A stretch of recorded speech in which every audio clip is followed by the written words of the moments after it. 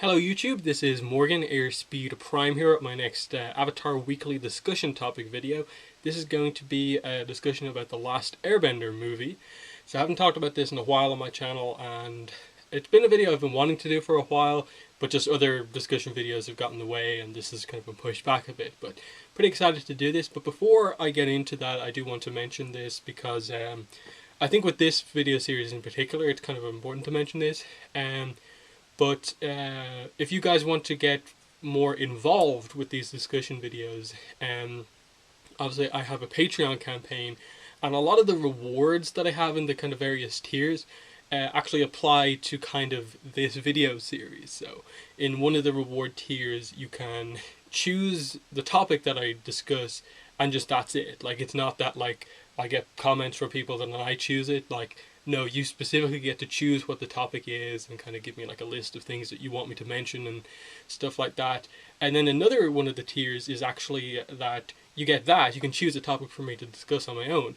Or, I suppose, and you can also choose another topic and we can discuss that together. So if you get this tier on Patreon, we basically will record the discussion over Skype, and that will be the video, like me actually talking to you about that discussion topic as a kind of mini podcast type thing to make the discussions even better.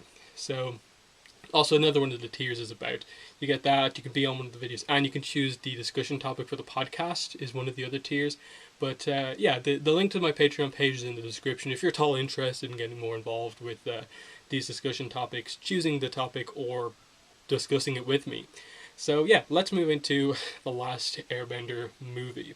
So if any of you have been following my channel since more or less the beginning, you'll probably know how I feel about the Last Airbender movie.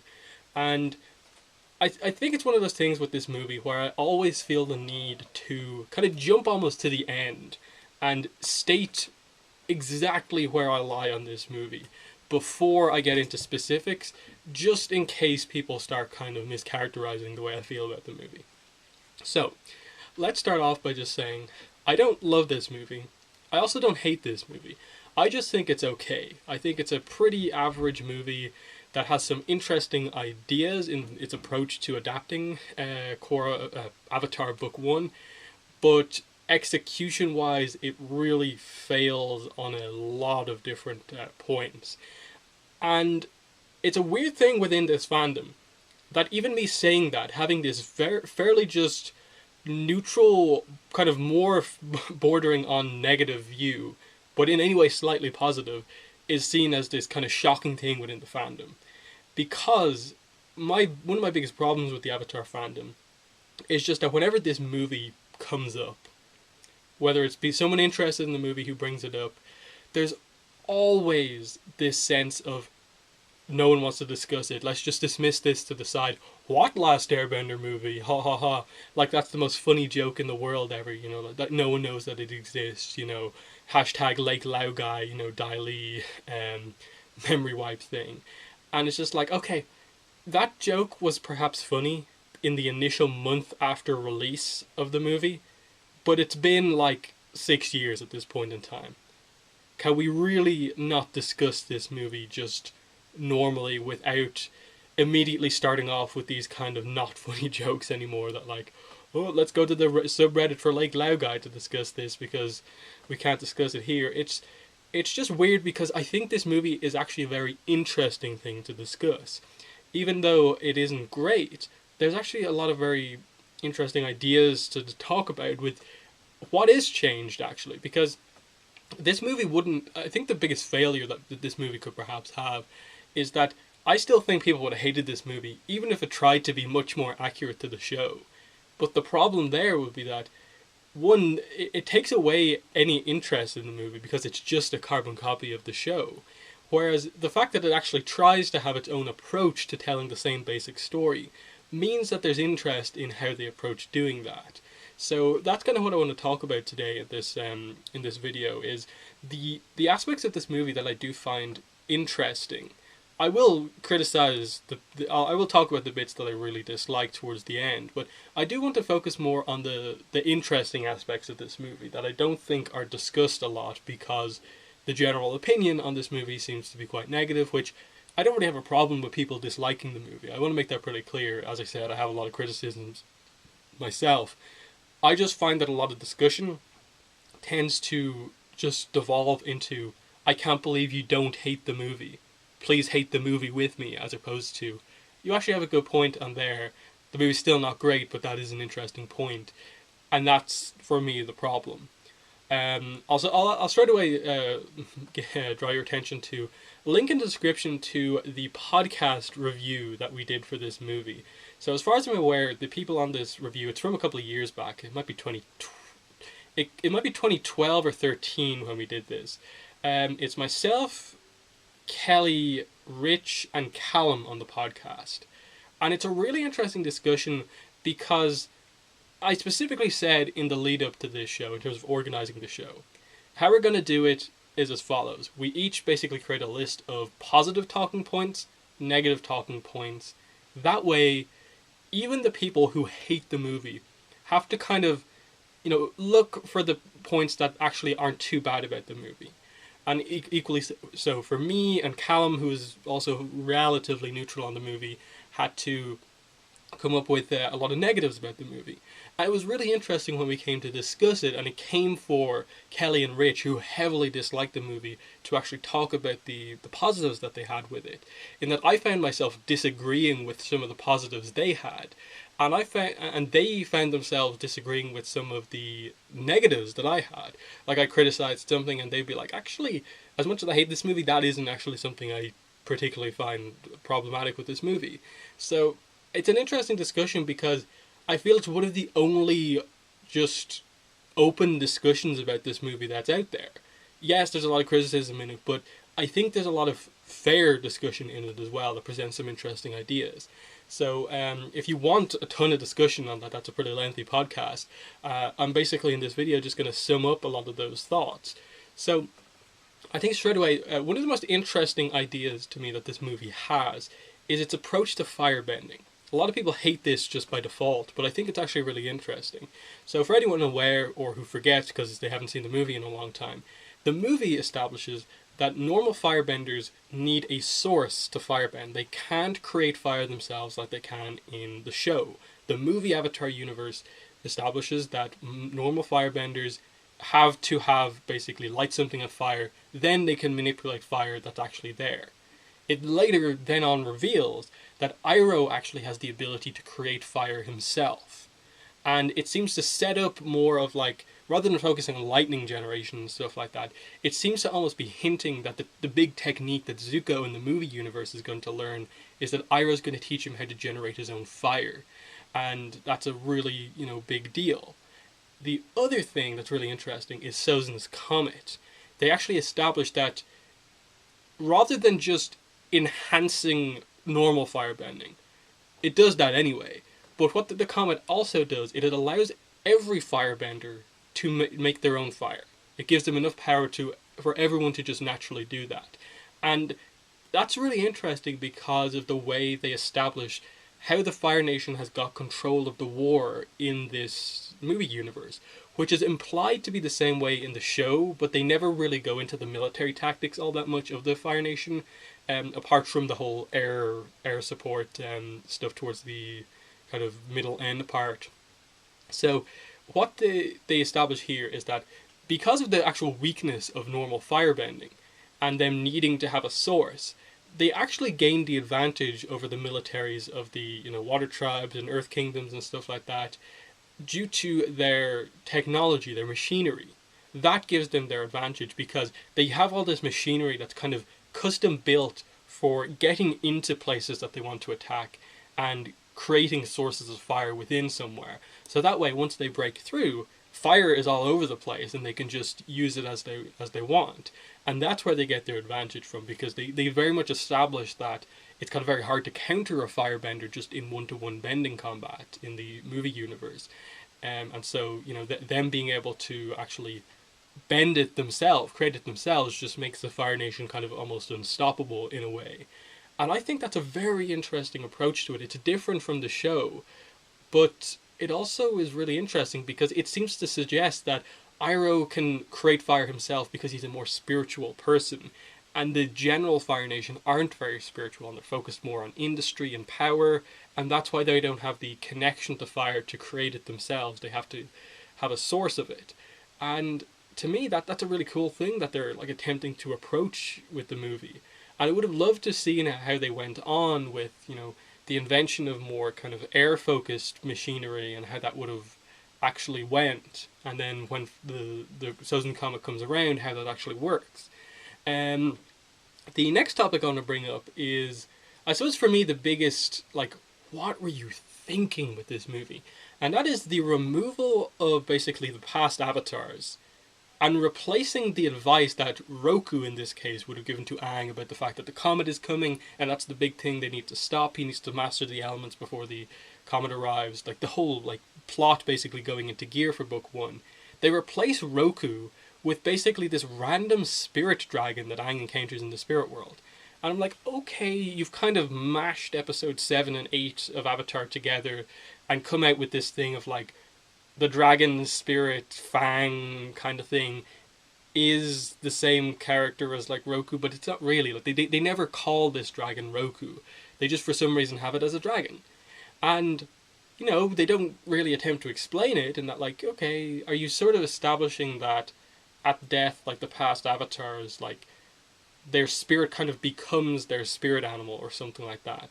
There could have been an interesting idea, but they don't seem to in any way touch on the past avatars at all.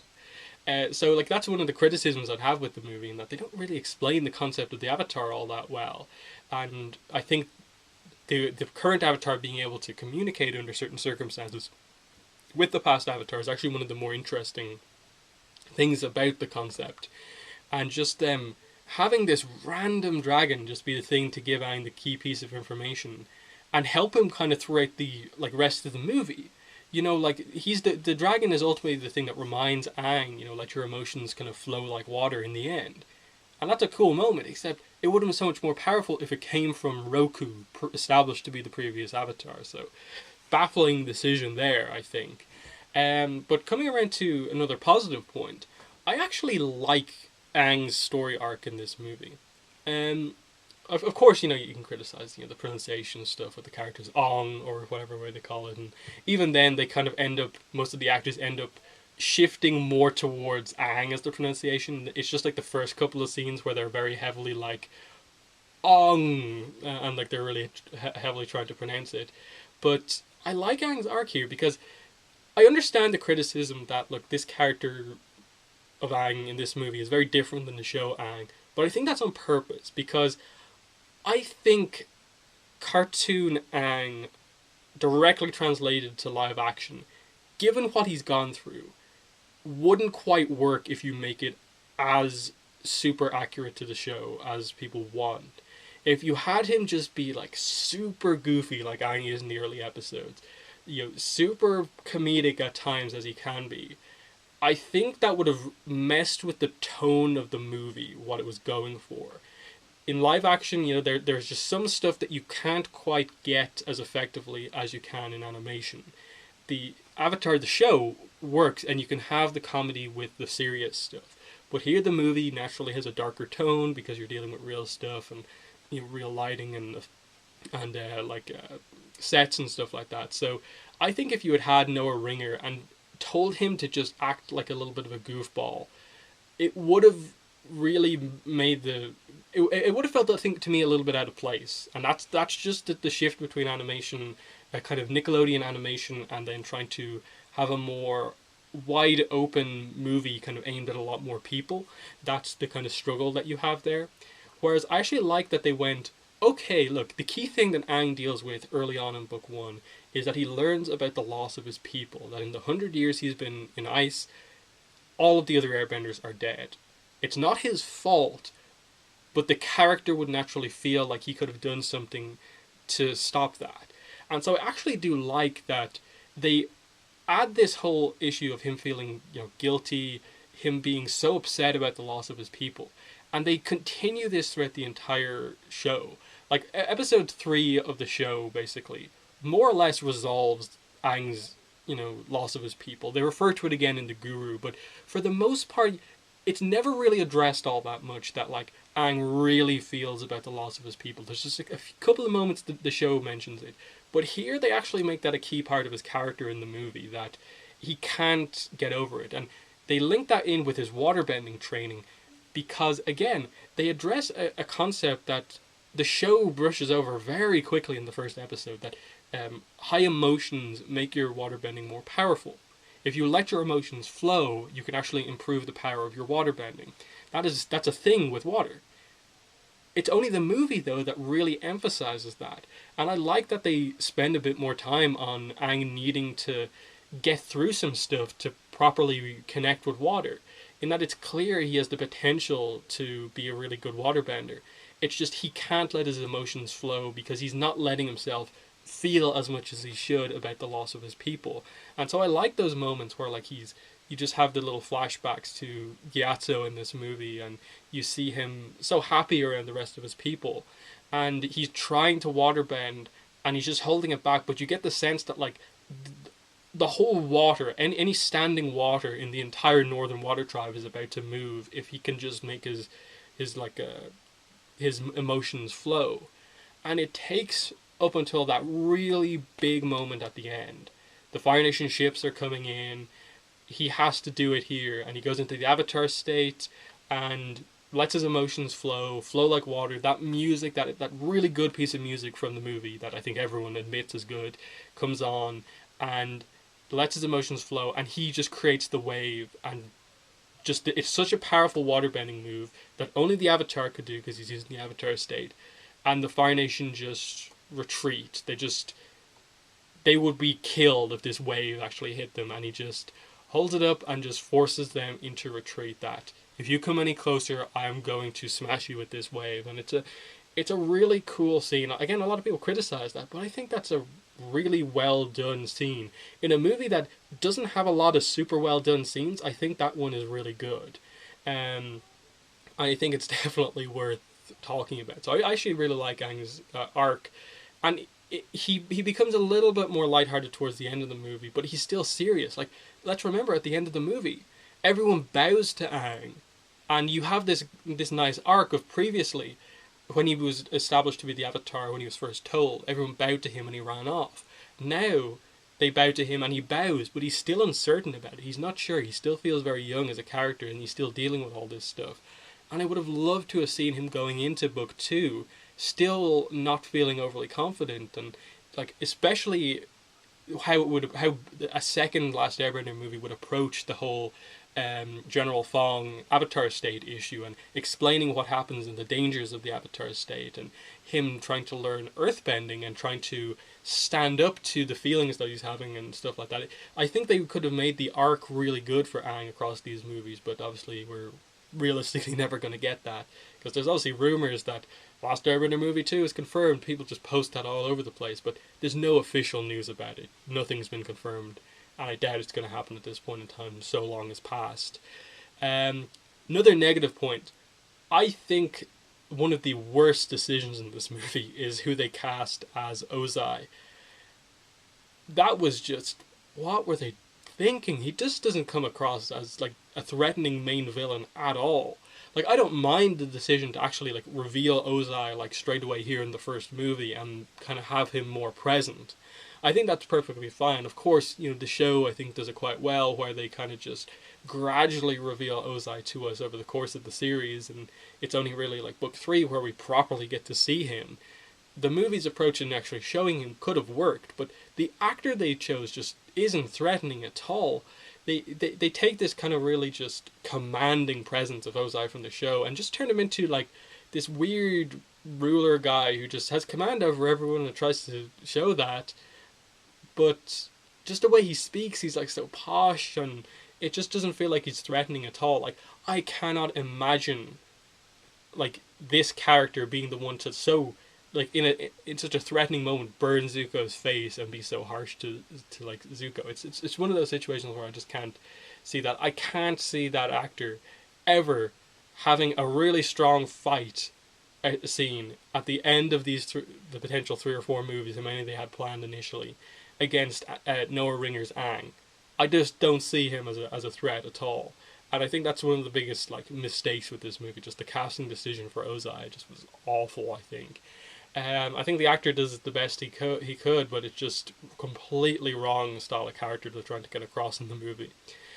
Just doesn't work at all for me. Um, on a more positive side of things, Dev Patel as Zuko is, I think that's probably the character they nail the most. I think movie Zuko is the most accurate kind of character to his show counterpart in the entire movie. Ozai is close, but they obviously go for a different look with the character, but the same style. I think that Dev Patel actually really understands the character and actually had a really good performance as, you know, a very angsty Zuko early on, dealing with like Zhao trying to like come in on what he's doing, capture the Avatar, and especially there's a really good scene. It's actually probably one of my favorites in the entire movie, where Iroh just gets a little bit frustrated with Zuko and asks, you know, like, why don't you just settle down? You know, like marry an Earth Kingdom girl or something like that. Just to get away from the whole idea of you being the prince. Just live a peaceful life and stuff like that. Why can't you just do that? And what he does there, they're just sitting out in the middle of this Earth Kingdom town. And Zuko just calls a little Earth Kingdom boy over and says, come over here. And he says, what do you know about Prince Zuko? And the boy just says, oh, the Prince Zuko was the Prince of the Fire Nation. He was banished. He was like burned. Like, I can't remember the exact details of what exactly the boy says. But all he knows about Zuko is that he is the banished prince. And he just lets the boy go off and basically just goes to Iroh, that's why I can't do that. Because that's what everyone knows me as, the banished prince. And he just doesn't want to be forever known as that. He wants to get his honor back and be known for something different than just being the banished prince. Because obviously no one knows the actual reason why he was banished.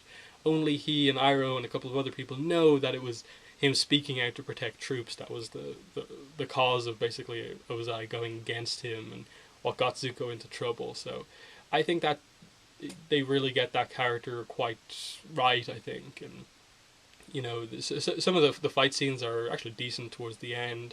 And it's obviously one of the criticisms with this movie is how they do the bending. And I agree, it's definitely an interesting approach in that they take away a lot of the quickness and dynamism of the fights and focus more on like really needing to like channel energy to move an element, which to some extent I can respect. Like obviously people highlight like the absolute worst moment of bending in the movie, when like the whole group of earthbenders does the move and then one rock flies across the screen. But I think beyond that, a lot of the fighting is actually reasonably well done, and there are moments where it is quite quick, in that, you know, you have them like doing the moves and then they very quickly fire at each other, like Aang versus Zuko towards the end, Zuko versus Katara are, you know, relatively well done fights, I think. Again, I think they could have been better if they just did the show style of just straight up like martial arts punches are moves instead of kind of needing to kind of do a bunch of different moves and then fire. But at the same time, I can see where they were coming from with this whole idea of you kind of needing to do these martial arts moves to kind of charge up your chi to do the fire attacks and that sort of stuff. Like when Aang makes the tornado, he kind of has to like spin his staff around, do all these kind of circular motions to build up momentum and then create the tornado, rather than just kind of running around in a circle in the show and creating a tornado. It felt like a more realistic approach to doing the bending, but I can see where people have a problem with it. Another criticism I had, probably Sokka, I think, just completely not characterizing and using him effectively in the movie. The only notable thing with Sokka in the movie is that I actually thought the like minute or so of screen time that Sokka and Yue had together was reasonably well done. It is just a minute and it's super underdeveloped and like super quickly done. But I think Seychelles Gabriel and Jackson Rathbone actually had a little bit of chemistry, and if they had focused more on, you know, that relationship, I actually think that could have worked quite well. The problem is that this movie just doesn't utilize the Sokka character like at all. Just nothing with him is done. Admittedly, I think Sokka has more important moments in like book 2 and 3, but they just didn't use him here at all to make him overly effective. So I really didn't like that at all. Another negative for me would be, I think the main negative I have with the movie is the script. I think more so than anything, the script is the problem with this movie. M. Night Shyamalan being involved with the script writing and not just the director is the problem.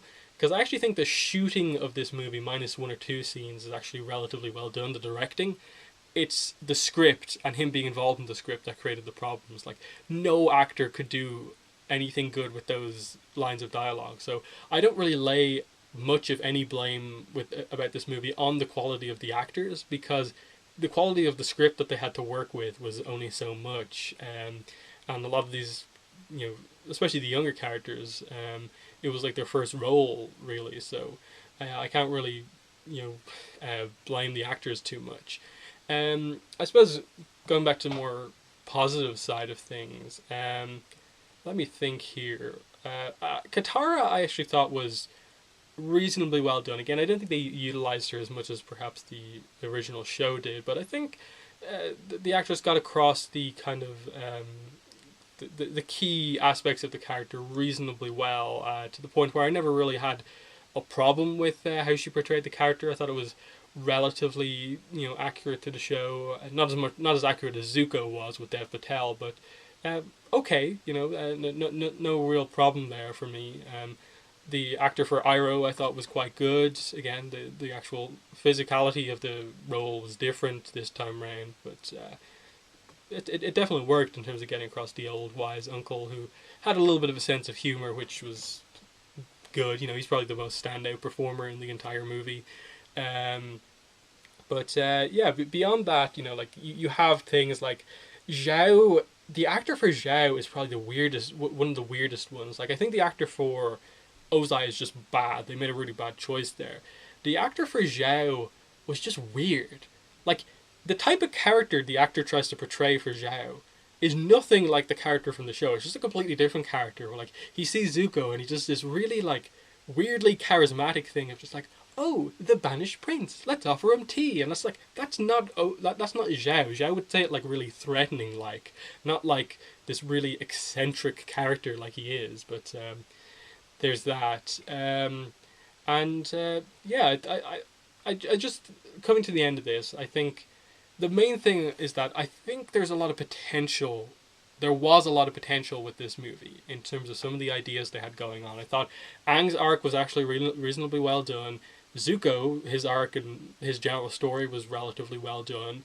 Some of the more mechanical aspects were nicely done. With actually like the movie's approach to firebending, as different as it is. I like the movie's approach to water bending, flow like water, and including Aang's arc in that. It's just a lot of the script writing stuff. Some of the actors weren't the best, and as I said, mainly the script, and then just the complete underutilization of a lot of characters. But I think the final point I want to make here is just, I don't think Book 1 Water being adapted into a movie can really ever work all that effectively, because it's just such a specific style of season, the way it tells its story, in that it's a new town almost every episode. There's only a couple of like very important episodes in Book 1, in that like 1, 2, 3 you kind of have to do. Some combination of episode 7 and 8, and then really you can probably skip ahead to like the kind of finale episodes, Waterbending Master and the Siege of the North episodes. Everything else is just like, okay, you can meet Jet, the imprisoned stuff with the Earthbenders. There's Sakasuki. There's the fortune teller. There's a lot of kind of more, I wouldn't say kind of filler episodes, but like episodes that don't directly relate to the main plot, that are just them going to another town, that you don't necessarily have to have. The deserter and so on. Like, those are sort of episodes you don't have to include. So I thought, given the task that they had, like what did they include, what did they cut out, I thought they actually managed to focus relatively effectively on the scenes that were important to tell the story of Book 1, in that I thought it was actually a quite effective thing cutting out Suki and the whole Kyoshi Warriors situation, in that I think it is just a bit of a distraction from the overall goal, when all you really need to do is kind of have Southern Water Tribe at the start, Northern Water Tribe at the end, and then just cover a little bit of the traveling on the way.